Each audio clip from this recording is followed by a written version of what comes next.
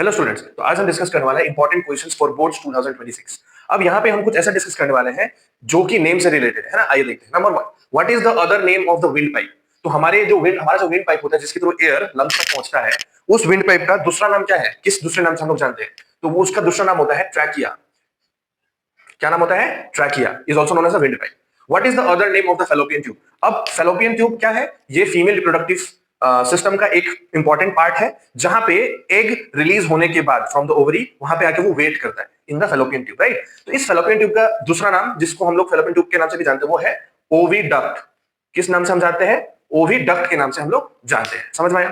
तीसरा क्वेश्चन है, what is the other name of pistil. अब पिस्टिल क्या है? देखिए, जब हम फ्लावरिंग प्लांट का सेक्सुअल प्रोडक्शन पढ़ते हैं तो उसमें हम देखते हैं कि जो फीमेल रिप्रोडक्टिव पार्ट है, जिसमें हम लोग क्या क्या पढ़ते हैं? स्टिग्मा, फिर आता है आपका स्टाइल, फिर आता है आपका ओवरी, है ना। जो आपका ये स्ट्रक्चर है, ऐसे करके ये स्ट्रक्चर, और फिर ऐसा बल्जिंग वाला स्ट्रक्चर। तो ये स्टिग्मा है, ये स्टाइल है, और ये ओवरी है।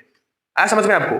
तो उसमें हम देखते हैं कि जो आपका स्टिग्मा, स्टाइल, ओवरी है, इन तीनों को एक साथ क्या बोला जाता है? पिस्टिल बोला जाता है। क्या बोला जाता है? पिस्टिल। और इसी पिस्टिल का दूसरा नाम क्या है? उसका दूसरा नाम होता है कार्पेल। क्या होता है उसका दूसरा नाम? कार्पेल। ठीक है। What is the other name of the female gamete, that is egg cell. अब फीमेल बॉडी से फीमेल गैमेट प्रोड्यूस होता है, जिसका नाम होता है एग सेल, राइट। अब इसी एग सेल को हम लोग दूसरे नाम से भी जानते हैं, जो है आपका ओवम। क्या नाम है? ओवम। तो ये कुछ इंपॉर्टेंट क्वेश्चंस हैं जिसमें आपको दोनों जो नेम्स है वो दोनों क्लियर होना चाहिए। क्योंकि अगर आपको सपोज आपको पता है कि फैलोपियन ट्यूब क्या है, लेकिन आपको ये नहीं पता है कि फैलोपियन ट्यूब को ही ओविडक्ट भी बोलते हैं, तो अगर क्वेश्चन ओविडक्ट के नाम से अगर आता है तो आप कंफ्यूज हो जाएंगे और आप नहीं लिखेंगे। इसीलिए आपको ये क्वेश्चंस भी क्लियर होने चाहिए।